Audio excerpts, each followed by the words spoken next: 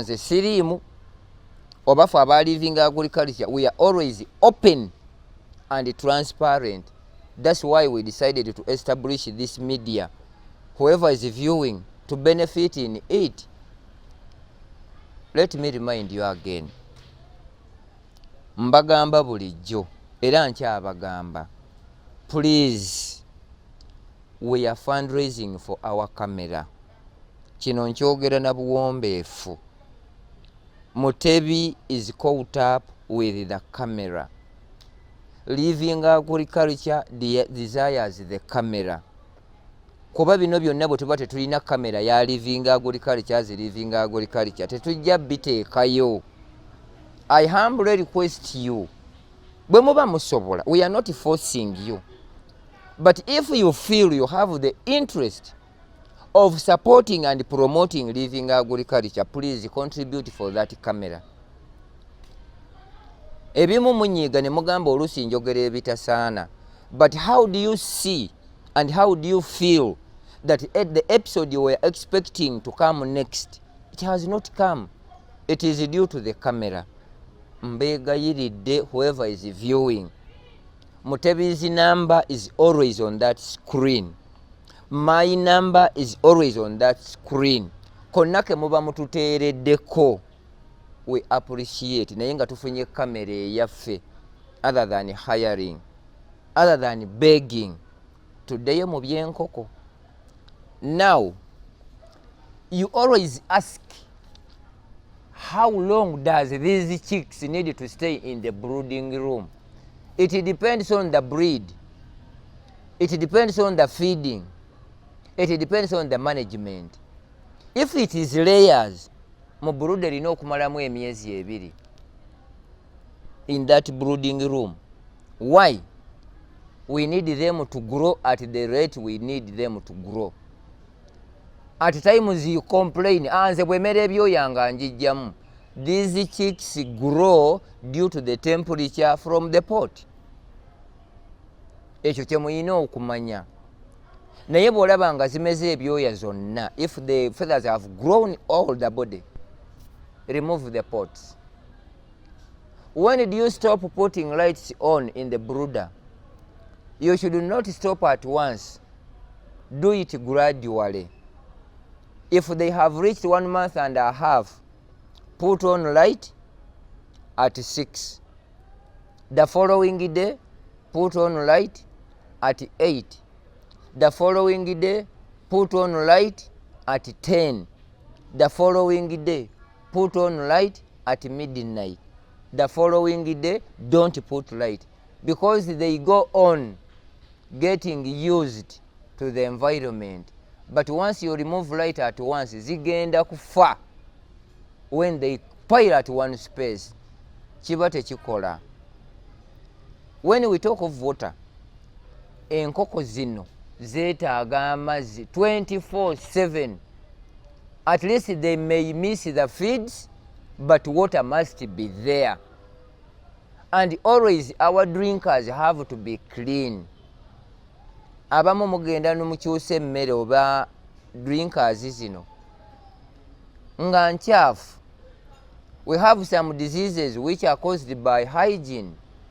Poor hygiene is the source of most of the diseases in chicken. 1. Fall typhoid. 2. Coccidiosis. 3. Fall cholera. 4. Avian flu. Ebyo byonna bireetebwa bukyafu bwa mmere, bukyafu bwa drinkers, bukyafu bwa nnyumba. So my dear viewers, I kindly and humbly request you, paramount hygiene is the best solution to fight against diseases which are bacterial. The viral diseases, these are the diseases we need to vaccinate them. Let me tell you this. On this coming workshop, you are going to see all the remedies we use in making this medicine. Omuddo gwonna mugenda gusangawo. If we talk of sisal, nga weebiri. We talk of the aloe vera, nga weebiri. We talk of the black leaves, nga weebiri. We talk of rosemary nga mumulaba.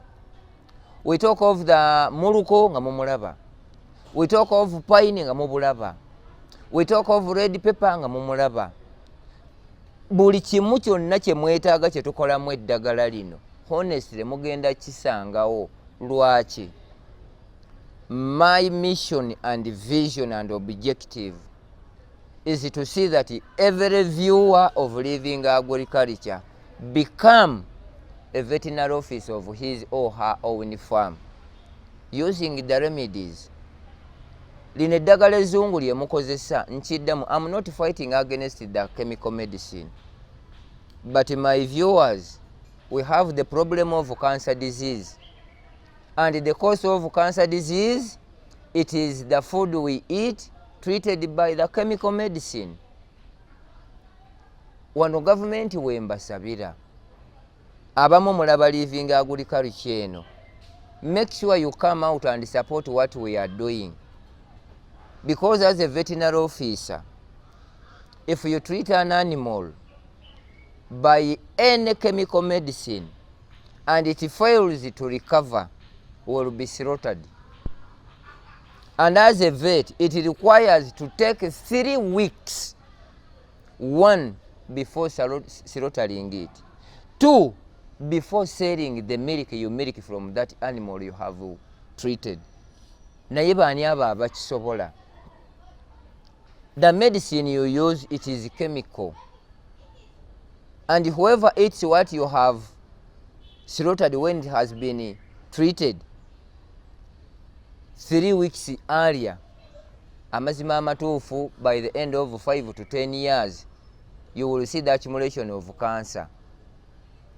Wensabira Mukama Katonda, mutusabire nnyo ebintu bino bye tukola Mukama atuweemu omukisa, because we are saving the people's lives.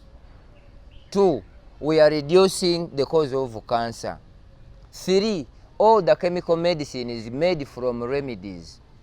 It is just value addition to add to them, because this chemical medicine, they don't come from air. No, they don't come from water. They come from plants. Some are made from leaves, some are made from bark, some are made from seeds, some are made from fruits. Kati eddagala lino lyonna lye tukozesa ezzungu liva mu bimera. That's why we said nti it is only living agriculture channel kw'obisanga. Teri yayaluza nkoko asobola kubuulira kizibu kiri mu nkoko na bw'oyinza okkikwataganya. 99% people are selfish, tebaagaliza. Kati ffe bwe tubagamba nti ffe twagala omuntu wa bulijjo, si wa wansi, omuntu wa bulijjo, to become a self veterinary officer at your farm, awo Mukama nga tumusaba agira atuwangaaza. Because once you start treating your own birds and animals, you will have time to go to the church and pray and thank him. You will have time to go to the mosque and pray to the Almighty and thank him. But whatever you are doing, if it fails, at times some people ask, Katonda musabe kinga n'abaana sirina sente zibazza ku masomero. Katonda musabe kinga n'ennyumba bagenda jingobamu. Katonda musabe kinga omulimu gwaggwawo. But what did you start with? Tulina okwebaza Mukama Katonda olw'okutuwa obulamu. Bino ebirala byonna bijja buzzi. That's why we insist, start at least a very small business. With the time, you build it, you enlarge it, you expand it from the small you started with. We stop lamenting and blame games. Tetulina bye tukola Mukama simanyi kye twamukola. Gwe kizibu. The problem is not the Almighty, but you who is viewing. And if it comes to such an episode, people change. Ne bagenda okulabira abantu abali naked. How can you view the naked person and you view and you like, then you share? I request you, whoever is viewing, if you feel it is important, share it. If you feel it is important to you, like it, recommend other people that the channel where you can acquire knowledge and skill, it is living agriculture. Abalala byonna bye bateekayo byabwe kuyisa bivulu. Omukubira essimu n'omugamba nti ntwala ku faamu yo ngadduka. Omukubira essimu n'omugamba nti kino kyagaanye nkikola ntya ngadduka. It is not us. You acquire what you supposed to acquire. We are not here to be passing time. Nze kinkolera nnyo, Mutebi kimukolera nnyo. Bwe tuwulira nti eriyo abali eyo abalina kye batandiseeko. In fact, I have received over calls from abroad. Manchester, Denmark, Canada, Israel, Qatar, Spain, Germany, Zambia, Ethiopia, Somalia, even Kenya here. And my best friend in Rwanda here is always on living agriculture, appreciating and thanking for what we are doing. Ne bannayuganda bangi mbeebaza asafu, mbeebaza okutwagala mu Uganda muno. Naye tubasabamu ekintu kimu, as living agriculture we are lacking two issues. One, the camera itself. The second is the mobilization of the community, such that if we get the people who are committed, mobilize your people. If they can be more than 50 people, fe tujja kujja ku ground tubasomese. Bwe tunaakola emirimu gino ne government egenda funamu. Once we go on the ground and we start training people in organized workshops, honestly, we shall reduce the cry of the community over the government employees who are at the sub-counters at the district levels. Abakozi ba government mwafuuka ba salary earners. You are not helping the government, and of which we are the one who are paying you. Kati eno living agriculture gye tuliko teri yagisasulira. Naye kye tunoonya Mukama bw'aba akyatuwadde obulamu, you to benefit in viewing living agriculture. We go back to our brooder. In the brooder there, make sure there is water at the main entrance. And that water, it is for disinfecting you. Because we cannot know where you have come from and where you have passed from. What you see there, aga amazzi ge mulaba, it is not just water. It is the medicine for disinfecting your shoes. And all in all, tukufuuyira wenna. Never allow any person to enter in your chicken house. Be strict about that. Even coming nearer your chicken house or any project, kazibe enkoko, kabobe bumyu, kazibe embizzi, tokkiriza muntu kujja mu kiraalo kyo, because we are the carriers of these diseases. But we thank the Almighty, twakola eddagala erigema, the medicine that vaccinates and treats swine fever in piggery. And we are proud of that. It is only living agriculture wolisanga. But now we are trying to see how we link up with the authorities to see that whatever we are doing, it is recognized. Wensabira mu aba government, mmanyi mundaba ekitongole kya National Drug Authority to come out to work with us. Tulabe nti tuyamba abantu on the ground. You find that they can go mu masabo ne bagenda ne bakebera eddagala lyabo abakuba ensaasi embuliri perfect. Ne kati ffe lye tukozesa have benefited many people as you don't expect. Regarding swine fever, obwo tetubulinaayo mu living agriculture. That I trust you. The medicine for treating Newcastle, eryo twalikola teriyo nkoko kuddayo kulwala Newcastle oba kufa. That's why we call it living agriculture. It is living because we use the living plants. Tusobole okulaba nga gwalaba video eno kiba kitegeeza nti oyina kyofunamu. Now, the feeds tutandika ne gye bayita pre-starter. That is the pellet for 1 week. The next week, we put the starters, the pellets. Then the third week, awo tugendera ku kye tuyita growers, because we change gradually. Never use the 1-day-old chick and feed them the growers pellets. Tesobola kubulya. Now, somebody asks, when we talk of these feeds, where do they work? At every chick. Mu buli kika kya nkoko, every breed. Enkoko bweba ya lunaku lumu, tutandika na pre-starter pellet. Kebe broiler, kebe croiler, kebe loko, let it be layers, let it be sasso, let it be Sussex. We start with the pre-starter. Okumala week number. The following week, autukyusa, we go into starter for a week. Eyo bwegwa, the third week, ne tulyoka tukyusa ne tugenda ku growers. It has no side effect if you continue feeding them with a starter up to 3 weeks or 4. Because there we avoid many problems or outcomes. Because these mixed feeds, at times there are some ingredients we don't need to mix in them.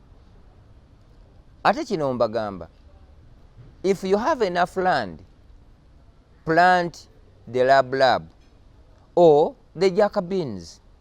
These 2 beans are the concepts you normally buy from abroad. Nesoya. Where you plant maize, make sure the line is in between. Put there the jack beans. The jack beans works in 3.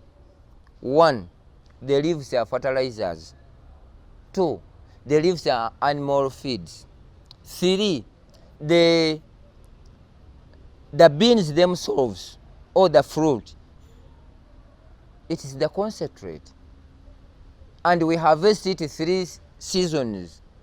The 4th season, chijewo, replant another one. At that very place, the land will be fertilized. Ekyo bwe tuba tukimaze.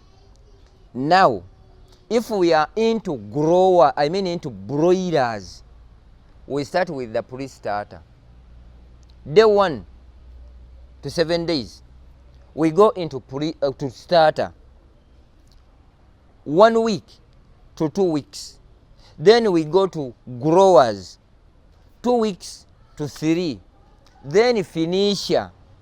That's where we give the broilers when they are 3 to 4 weeks. Ebyo bya broilers is okay. But still in broilers we have other breeds. How? We have the Cobb 700, we have the Cobb 500, we have the Cobb Sasso, we have the Hubbard, and we have the Cobb that's Ross. It is ROSS08. Those are the breeds we have in broilers. But the best of all, Cobb 500 stroke 700 and Ross 08. Ezo ze nkoko ezikyasinga kukula bulungi, zigejja, zizitowa, zisituka. Ebisigaye ebika ebirala ebisigadde oyinza okubigendamu, but don't regret. Why? Omuntu ajja kulimba. In the brooder here, what you have to understand, most of the people, even companies, they combine the eggs. Waliwo amagi g'enkoko ezikaddiye, ne wabeerawo amagi g'enkoko ezeetaagisa okwaluza, ne wabaawo amagi g'enkoko ezitandika obutandisi. Who is viewing now? Look in your chicks there. Could it be layers? Could it be croilers? Could it be rainbow? Could it be broilers? If you have not got these chicks from the genuine trusted farm, you will have the 3 stages. The stunted one, aga amagi gaba gaali ga nkoko zikaddiye. The stunted teziva mu kifo. The normal growth enkoko zirina kuba ziri wakati wa myezi 7 n'omwaka. Those which normally dies in the brooder, amagi gaba premature nga gakyali mato tegannakula. Omuntu bw'akugambanga nti bw'ogula enkoko 10 nkuteeramu 5, ask himself, buuza oyo nti where do you benefit if you add me 50 chicks when I buy 100? Kiba kitegeeza nti agenda kuwa enkoko entuufu 50, akuteeremu obugenda okubeera stunted 50, akuteeremu n'ezigenda okufa 50, knowingly. That's why living agriculture is here. Tukubuulire tukubuuse. Now twagala okulaba nabagambye tutambula mpola mpola, because I know you are writing. What causes the death in the brooder? Enkoko zifa ki mu brooder? 1, the source of the chicks. Koko ze wazijja. Abamu babawa enkoko nga bazitabula. 2, the type of feeds. Are you feeding them? Oziwa mmere kika ki? 3, the temperature in the house. Ebbugumu eririmu limala. Because you will see these chicks just congesting where the pot is. That means nti ennyumba terimu bbugumu limala. Yet you have to understand, when they pile together around the heat source, that means in your chicken house there is no enough temperature or heat to enable them to eat. 2, 3, water system. Amazzi gezinywa gazimala. If the water is not enough, or the feeder troughs are not enough, or the drinkers are not enough, they will die in the brooding. 4, light at night. We have to feed these chicks day and night. That's why you must have an emergency light. If power goes off, you use this lantern. Kyovolaba nti abasinga abamu eyesobola, if they are going into poultry, they go into solar. Olw'ensonga nti the biggest challenge in Uganda here, it is power. We don't have stability power in Uganda. Olunaku gasobola okuvaako emirundi 4. What if power goes off at night?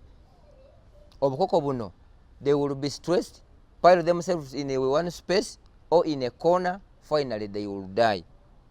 Kuba bino byonna njagala alunda omanye kiki ekiriviirako enkoko okufa. 1, the house itself.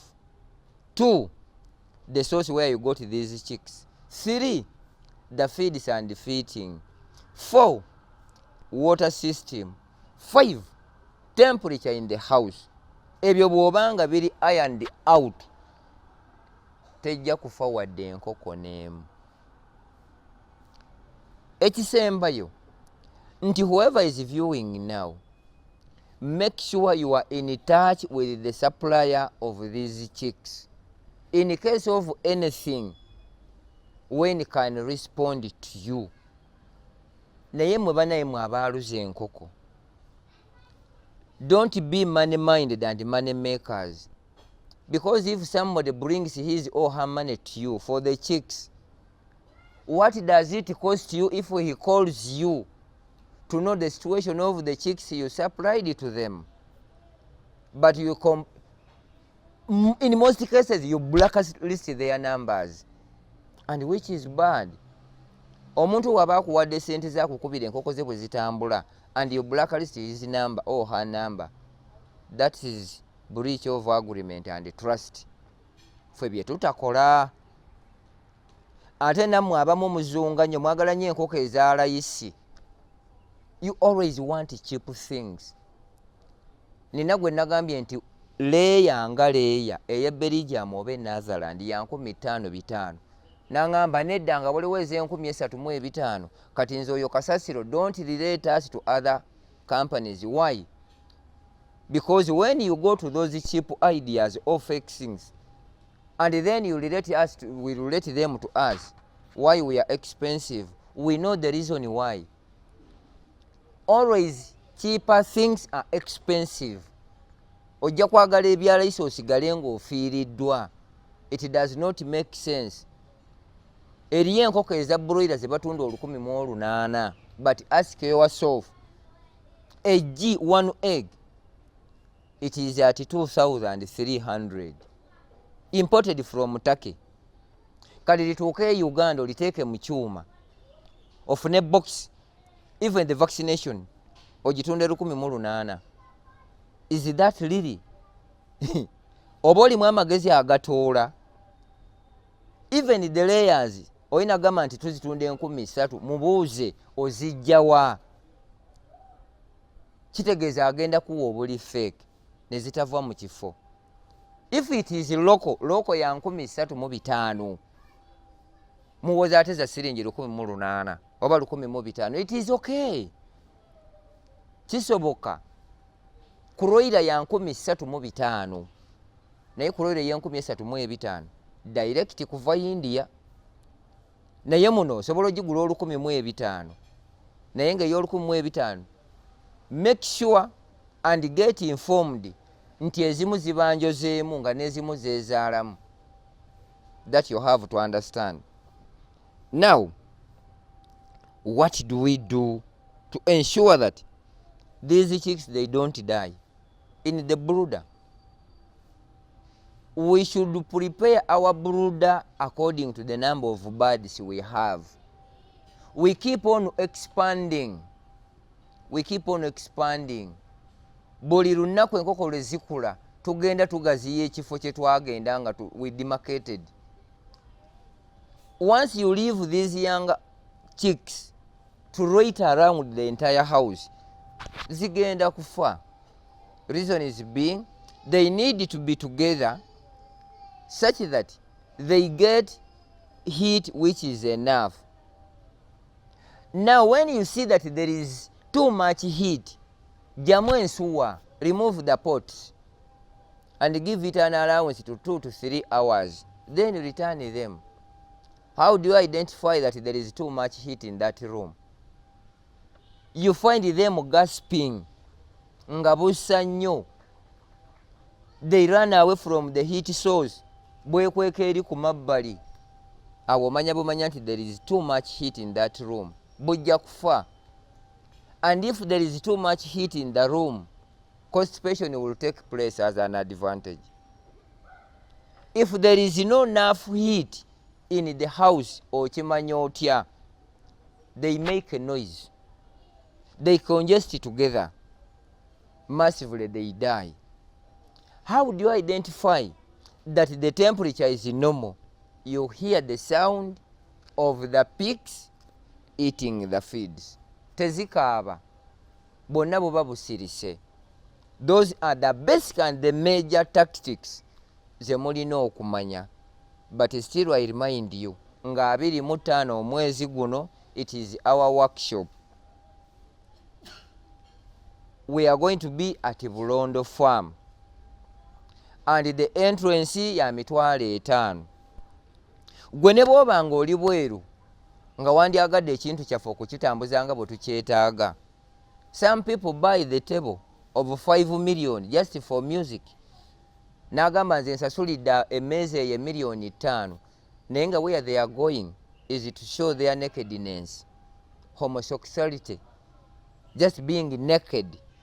Naye kati kino ng'omuntu ekimuyamba, abamu tebabiteekamu ssente. This goes to you, the leaders. If you can sponsor other people to go for music, which is not bad, why can't you sponsor your community or your agents in your political affiliation? Bajje tubasomese, baddeyo basomese abantu bammwe.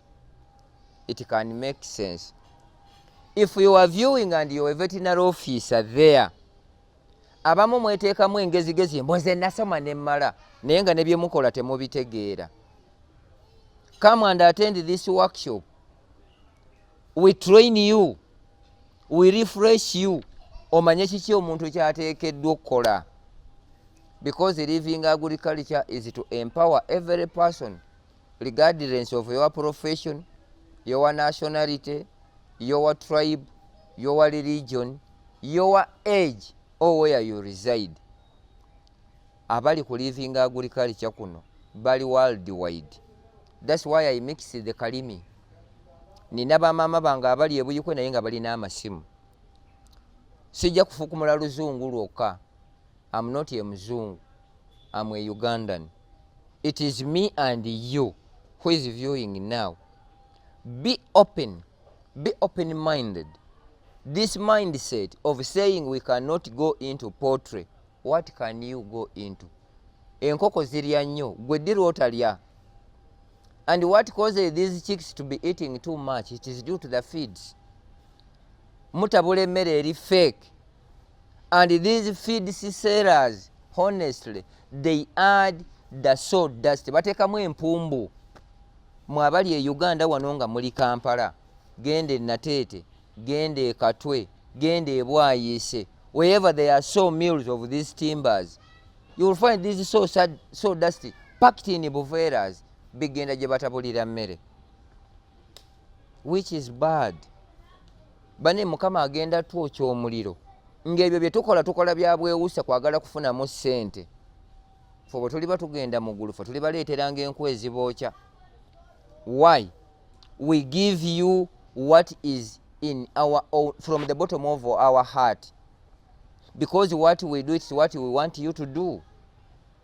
Ngenda bazaako emabega. The reason why we are insisting that all our products, enkoko zaffe zonna tuzigemesa habo.